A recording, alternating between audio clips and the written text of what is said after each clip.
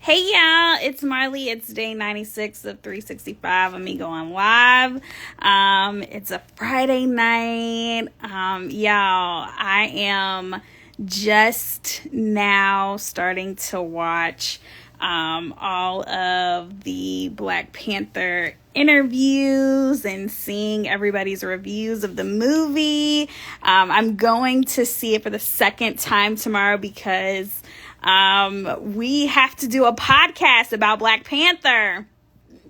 So I've just been learning everything that I can about the inside of Wakanda Forever because I'm just like a nerd like that. So I wanted to come on and talk to y'all about it, but, I had some things come up today and I wanted to share those as well because I think that, it's a word for the people. One, but two, it has been weighing on me, and I don't know that I share this a lot, but I'm gonna share it tonight. Of course, you all know me as Marlee because that is the persona that I portray online, and that is what I allow people to call me. But it is not my real name, right? So my real name is Marjorie, and I absolutely love my birth name. I cherish it, which is truly why for most of my life, only my family or people that were extremely close to me actually called me by my full name. And I have always protected my name. Because, in grade school, I was the only one in my class that had 11 letters in their name and 5 syllables.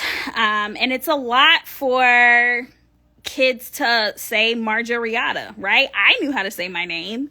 But kids at school did not know how to say my name. And so it was easier for me to go by Marlee. To be honest with you, can I be really honest? I always hated the first day of school because even the teachers would never get my name right, especially like when I got to middle school and high school when I would have multiple teachers a day. And that very first day of school, when you're calling the roll for the very first time, and of course they're calling it by alphabetical order by last name. So I'm normally one of the first 5 or 6 kids, on the roll, and they would always hesitate. It would never fail. I think out of my 12 years of school, one teacher got it right the entire 12 years. And so I have always protected Marjorie because it did mean so much to me, and I didn't like it when kids would bully me and say, like, they would call me everything but how it was actually pronounced. And so I hated that. Like, they used to call me, like, margarine or margarita or anything that looked like it, but they were never actually trying to pronounce my name the right way. And I hated that. I hated that feeling. And so for my entire life, I've always gone by Marlee, which is truly my nickname. But it was easier for people to say. And even still, as I started my career, people wouldn't say that right, or would want to shorten that, or again, when you teach someone how to say your name, it is disrespectful to disregard someone who is trying to tell you that you're saying their name wrong. And I've always just held that close because I felt like it was the one thing that I could protect, and I wanted to keep it safe. And so today, why would we make it easy for people to disappoint us? Exactly. Like and because that has always been my experience too, I always make sure that when I'm saying someone else's name or when I'm spelling someone else's name, that I get it right. Because my experience is that most people don't get my name right. Even Marlee, most people don't spell it with 2 E's. They'll spell it with a Y. And I'm like, no. So it's not hard to respect someone and respect their name and respect their experience. And while we're on that too, I think that part of me, up until now, right? I've been going live for 96 days, which means that I have been sharing a whole lot about my life and about my experience, about the knowledge that I have been sharing knowledge with you all. I have been creating a community with you all. And what I have come to realize, and it's not even something that I recognize, it's that something that other people have told me that they recognize. And it's that prior till now, no one really understood what I did for a living, or no one understood my job. No one understood my experience, because what I had shared up until now was very minimal. And again, that was on purpose. So, a year for me, this year is all about transparency and, being open and hoping that through me being visible to other people, that other people like me will have opportunities and seats at the table and ways to understand different experiences. And so I want to keep it real. I want to keep it real with you all. And there has been a lot of times, a lot of rooms that I've been in that still try to break down other people. There's been a lot of rooms that I have been in where respect is not given. Where respect should be earned. And I don't like that. And a lot of that has to do with some of the choices that I've made this year.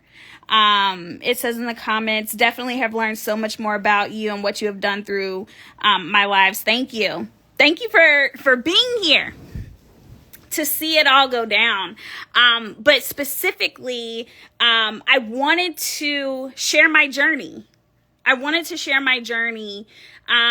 Because apparently, some people are missing a 5-year gap in my life. And I want to clear the air. I want to, humbly brag, if that's what you want to call it, because my journey is my journey. And what you can't take away from me is the things that I've done. It doesn't matter where I am today. It doesn't matter where I'll be in another 6 months by the end of these 365 days, I will be in a completely different place. But I want you to know from my mouth where I've been and what I've done and the things that I've done and the things that I am proud of.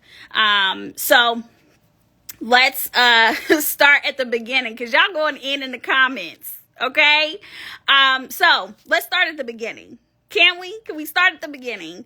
The beginning would be, in my mind, hair school. So somewhere around the age of 14 or 15, I lost my hair, falling out by the clumps. I went to every doctor and they couldn't tell me what was wrong with my hair. And this is before the natural hair movement. This is before we were embracing our hair texture. It was before we had products at our disposal to be able to treat natural hair the way it needed to be treated. And it was because of a bad relaxer that was given to me. So what was told to me is that I needed to cut all of my hair off. So anybody knows that at the ages of 14, 15, 16, you are in a vulnerable state. You're in the middle of high school. You're in the middle of finding out who you are as a person. You're experimenting. You are just trying to matriculate at the time. I decided to enroll in cosmetology school because nobody could give me an answer. And yes, sure, I loved doing hair at the time, but I wanted to know an answer because I didn't want another little black girl to have to watch her hair being cut off and looking at the floor and seeing it all laying there, and the rest of it coming out in your hands every single time you run a comb through it. So that is my why. That is why I started this journey. And it's taken me many, many places. So I went to cosmetology school. I finished in 3 years, my sophomore, junior, and senior year of high school. My senior year, I graduated with my cosmetology license. I took state board senior year. I graduated with honors, was one of the top of my class. I graduated with cords. I also never missed a day of school my entire 12 years, actually one day out of those entire 12 years of school, that was unexcused. Still mad about the one day, but we won't even talk about that. I still say that I had perfect attendance. So that was pivotal that I went during school. I graduated and my mom said, you're not going straight to the salon. You're going to go to college and you're going to get a degree. And at the time, no, that probably was not my dream, but I went anyway. So not on purpose, but I wore my Hampton hoodie. I went to Hampton University. I studied business management. I graduated in 4 years with honors, still flunked a semester, still partied every weekend. I built a business by accident at Hampton University. I did hair in the dorm. I did hair in pageants. I was the captain of the pep squad. I did so many things in those 4 years that made me the person that I am today. And that could be alive in itself. But it was very pivotal for my success in the career that I have. And then I graduated and I didn't have a job my graduation day. And my mom said, you're coming home. So I didn't get to stay. I didn't get to move anywhere. I came home and I went back to working at the time I was working at Parks and Rec during summers. So I was a camp counselor. And then within a month, I got a job doing hair at JCPenney's. I went through an associate program that JCPenney's has for stylists who are, just coming behind the chair. It was my first time truly behind the chair because I had already been in school for 4 years. So I wanted experience. I wanted someone to shadow. And JCPenney's gave me that opportunity. The associate program was supposed to be a full year. I went through the entire thing in 6 months. I studied under some amazing stylists. I learned how to color. I learned, not that I didn't know how, but I learned how to formulate. I learned everything that I needed to learn from Penny's. And I didn't stay there very long. I ended up saying, you know what, I really want to not work for a commission salon, for a corporate salon chain. I want to be in a salon that has a close-knit family, and really that I can train under someone who really has a passion for hair and has the patience to teach me how to really run a salon business. And so then I started working at Hair Attitude Salon. And under my mentor, Greg Addison, most of you know, Greg and I have been thick as thieves since I did Jabberwock. And he really took me under his wing and showed me everything that there is to know about running a business and being a stylist and being professional.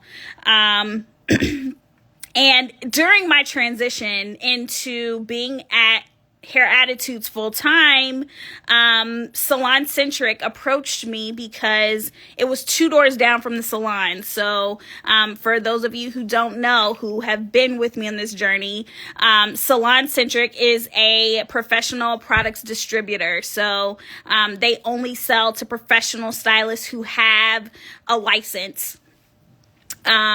So you have to be licensed to shop at the store. And they approached me because they knew that I was building my books, that, you know, I was basically starting over, building my clientele, and they wanted me to come and work in the store for 12 hours a week. And before I choke, I'm gonna get some water. So they poached me and they were like, you know what, we want you to just come and work at the store and just help us out part-time. We know that you're building your books, yada, yada. So I said yes. I never intended on staying at Salon Centric for more than 6 months. But if we are being honest, I made more working at Salon Centric part-time than I did full-time at Penny's. So, hold on.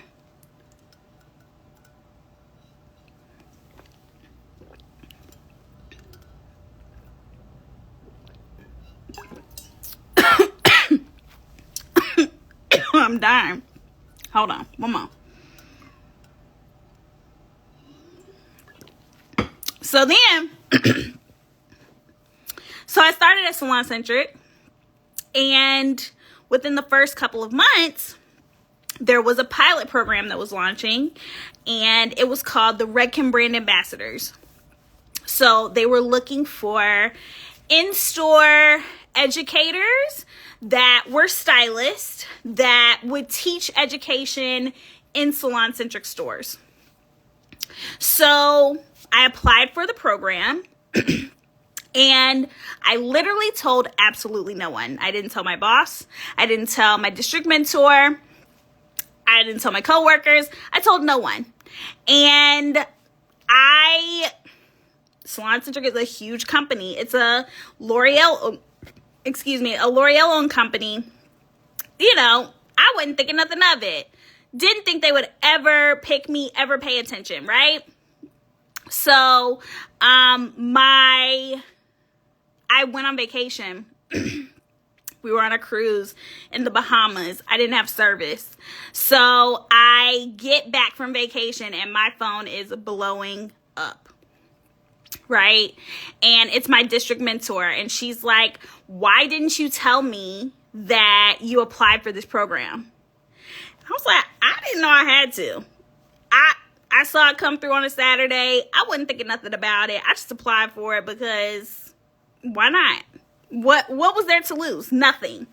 And so she said, okay, well, they are interested in you, but I need a video in 72 hours of you doing a color, a cut, and a style on a client. And I was like, okay, challenge accepted. So I called up my cousin and I said, listen, I need to do your hair on video. And we gotta make it happen. Made it happen. I had somebody to edit my video, sent it off, and they were amazed. Fast forward, that got me an interview.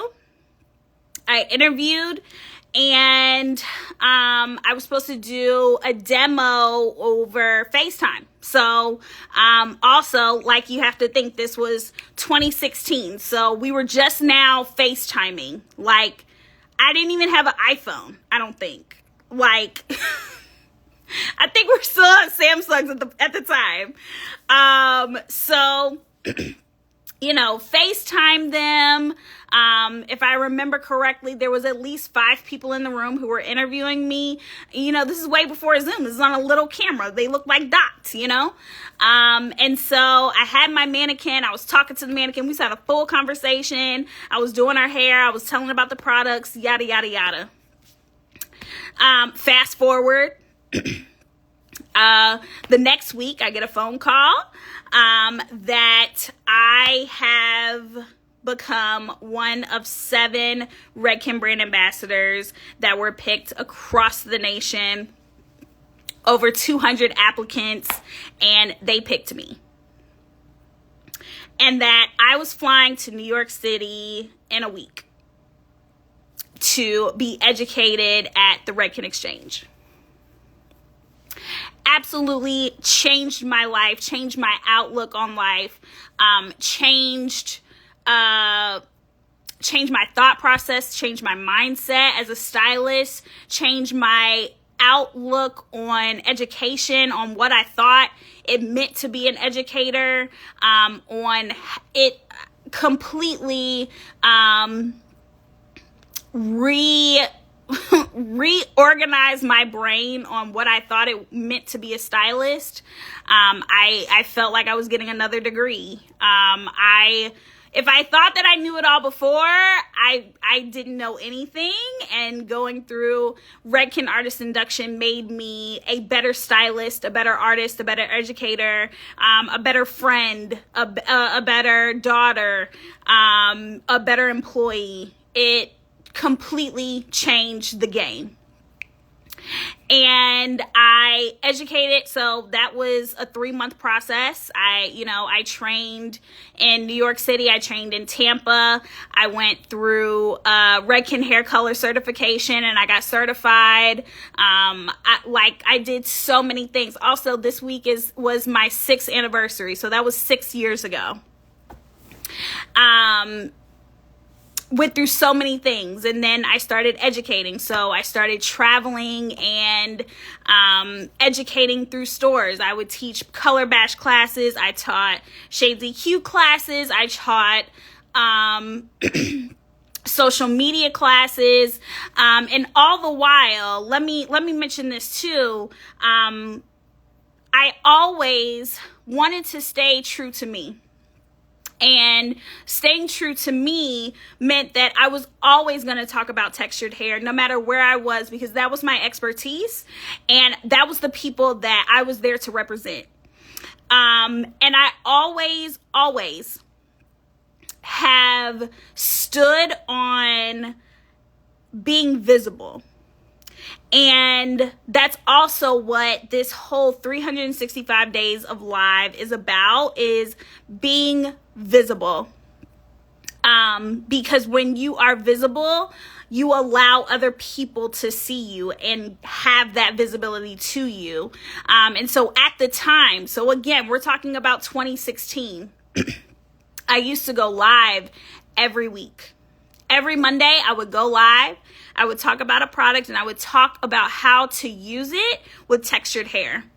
I was only allowed to talk about Redken, which means I couldn't talk about any other brand. But my clientele all had textured hair, which means I took the time to go through every single Redken product and find what worked on textured hair, what didn't, what could I mix together, what couldn't be mixed together to get the results that I needed. At the time, I was a silk press specialist. So literally that's all I did was silk press and color. Color has always been my specialty, but like those two, hand in hand, color, silk press, that's what I did. And again, I wanted to be authentic and actually use Redken product because that was the brand that I was representing at the time. And I did that. So fast forward, I did that for about a year. And I won't go through the details, but in 2019, I moved to corporate. And they took me to corporate and I became a territory development manager for Redken for the east half of the U.S. of salon-centric stores, approximately 300 stores. So at that time, I was to support them in education, in visual, how Redken visually looked in the store. I also mainly talked to them about their sales. So how to grow their business, how to make sure that they were making their month, how to bring in customers, how to educate their customers, because most salon-centric employees do not come from the hair industry. So I was teaching them how to talk to hairstylists. That was my job. And I did that up through COVID. So also, not to mention, I traveled about 3 weeks a month. I would fly every other week. I would drive every other week. So when you all saw me with my suitcases and my stories, it was because I was living out of my suitcase for about 16 straight months. So I was all over the place. Through those months, I think I went to about 23 different states, flying, driving, trains. I took my first train ride. I traveled to Vegas. I traveled to Texas for the first time. I traveled to Colorado. I traveled to Florida and New York multiple times. The only state on the entire East Coast that I did not hit in that entire time was Maine. That was my one state that literally I had hit the rest of every other state. I went to New Orleans for the first time, and y'all know, if you've heard me talk about New Orleans, that was the trip. That was the trip. And I did not want to come home. I wanted to move to New Orleans. That is how much I enjoyed New Orleans. So it was an absolute amazing experience to be able to support salon-centric stores and Redken. I was managing millions of dollars a month in this one brand, and then we shut down for the pandemic. So during that shutdown, I was in New England. I was in Massachusetts. I was in New Hampshire. And we were actually supposed to be going on vacation with my mom and my dad. And so I was supposed to be flying from New Hampshire to South Carolina so that we could go on a cruise the next day. The day that everything shut down, we were supposed to be getting on a cruise. And so I could not get a flight home because it was like $3,000. So I had to fly to South Carolina. At the time, I didn't think about it, but I could have just rented a car to get home. But instead, my mom drove 6.5 hours to get me. And then we went home together. So it was absolutely insane, but we shut down. And again, I was already a remote employee because I traveled for a living. So I didn't have a stationary office.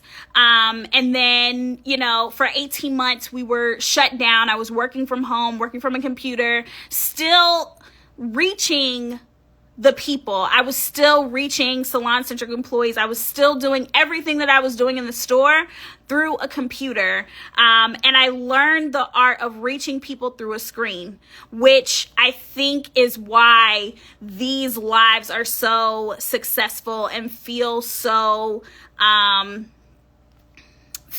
very comfortable to me, because I did it for so long. But also during the pandemic, the company went through a major restructure. So the parent company to Salon-Centric and Redken is L'Oreal USA. Most of you know that I've worked for L'Oreal. So during the pandemic, it was a major restructure, and I no longer worked for just Redken, but I worked for the professional product division, specifically the American brands at the time. So at the time, there was a division where there was Redken, Matrix, Biolage, Mazzani, and Pureology. So I continued during the pandemic supporting all 5 of those brands for the same stores that I was supporting just doing Redken. The only difference is my territory got smaller. So I went from 300 stores to about 125-ish stores. But again, I was doing all of this through the computer. So I was talking about new launches. I was talking about their sales. I was talking about how to sell to stylists. I was talking about how to visually set your stores through a screen for 5 different brands for, I think I got up to almost 8 different districts at Salon-Centric. Again, I'm managing millions of dollars a month. That was my job. And so through the pandemic, I had a realization, as I think most of us did, that Marlee was most important. So it's not to say that I didn't love my job. It's not to say that there weren't things that transpired that made me make this decision, because there was. And I will not mention them on this live, but what I will say is that my impact is not taken away because I chose me. And so not only that, let's also talk about some things that were impacted while I was there. I started a Texture Tuesday series during the pandemic, where every week I was putting out a texture video to talk about what products that we actually carried in professional products division that were for textured hair. And I started at the beginning. We started at the basics. We started at the makeup of hair. We started at why our hair needs protein and moisture, which I speak to you all about this all of the time. We started about breaking down the products, why treatments, why moisture, why protein, all of the things. And so I did that for 6 months.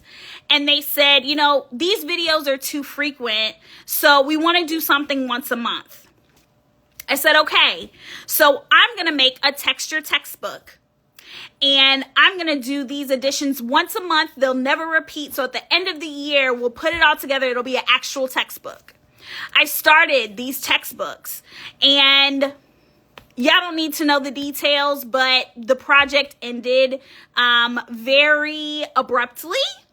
And that was my choice.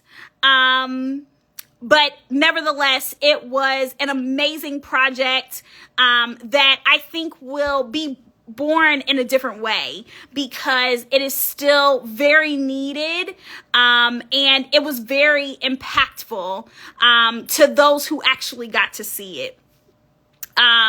So I said all of that to say, but also let's get to the present, because I haven't even gotten to the present. In May, I resigned from my position at L'Oreal Professional Products Division. And let me just run that back and say that one more time. April 4th, 2022. I called my leaders and I gave them a 30 days notice, and I resigned from L'Oreal Professional Products Division. I chose to do that. In those 30 days, I wrapped up all of the projects that were near and dear to my heart. I started the L'Oreal USA and Hampton University partnership that initiated from me and me alone. It moved on to an amazing team who truly executed a vision that I did not have. And I am so thankful to my fellow Hamptonians and to my fellow sorority sisters who truly did amazing work. So I give complete props to each of them. I also did a lot of other things before I left, but I truly feel that what I was meant to do at L'Oreal USA was done. Then I was approached by the Mazzani team, who found out that I was leaving the company and wanted to keep me on as a Mazzani artist because of my expertise in texture for working for the brand for over 2 years, especially on the press agent launch, was working towards what was supposed to happen in 2022. And they graciously allowed me to join the network. So now I have the honor of being a part of the Mazzani Artist Network, and I am now officially cleared to teach classes in salon and in store. So for all my salon-centric peeps, you can now book me to come back into your stores. And that is where I am today, as well as in May, after leaving, I got to live my dream. And my dream has always been to open a salon. I opened my own salon suite, and it was the best decision that I could have ever made. And I'm glad that I finally did what Marlee wanted to do. And again, I did it on my terms, and I did it the way that I wanted to do it. I wanted to provide a luxurious service to Black women who always continue to feel like the salon is not a safe space, to feel that a salon is scamming them, to feel like they go in, they ask for one thing, they're coming out with something else. I wanted to provide something different. And so I stepped in the gap, and I filled the need to have a luxurious space where it's a safe space, where it is where you have your goals to be imagined and to come to fruition. And so that is my journey. And I remember vividly while I was at L'Oreal, I had the pleasure of meeting many, many people, including Lisa Price, the founder of Carol's Daughter. And, some people would call her the mother of the natural hair movement. And she used to say every time she would get up to speak, because it was frequent that they would ask her to speak, especially at a DEI event, she would always say, I want to share my story before someone else tries to share it and doesn't do it justice. So here's me, Marlee Coles, sharing my story the way that it's meant to be shared. And so that is where this entire conversation about respect comes from, because I respect each and every one of you who has been here through this journey of these 96 days and who has been here before that to truly be here and support me in my journey. For those of you who are just coming in on the tail end of it, respect is earned. And respect should be given no matter if you've known me a day, or whether if you've known me 96 days, or whether if you've known me my entire life. I'm going to give you respect, so I expect respect from you. So, y'all in the comments, going in, okay? So, I don't even know how many I should go back and read, but y'all saying amen, so it's an amen. I appreciate you all. I've been holding that in way too long, and I think that I needed to say it, and I'm glad that I did say it. And again, Marlee's doing it on Marlee's terms. So, with that being said, in 4 days, we are having day 100. And I would like to pack this room out. We're getting 100 people on the live at the same time. That's the goal. That is the goal. Okay? So, we're going to do it on Tuesday. Meet me here. Bring a friend. Or 2 or 3 or 10. Okay? Now I really need to know a few names and addresses as Tupac. Listen. Okay? Listen. We'll start a text thread. Don't worry about it. But anyway, I love y'all for real. Have an amazing weekend. Because I intend to. I cannot wait to see Wakanda Forever again. And then, you know, me and Rob got a podcast. So make sure you tune into the 810 podcast. We might even do a live episode because, honey, we got things to talk about. We got plenty of things to talk about. But y'all are the real ones. Y'all are the real ones. I appreciate y'all. I love y'all.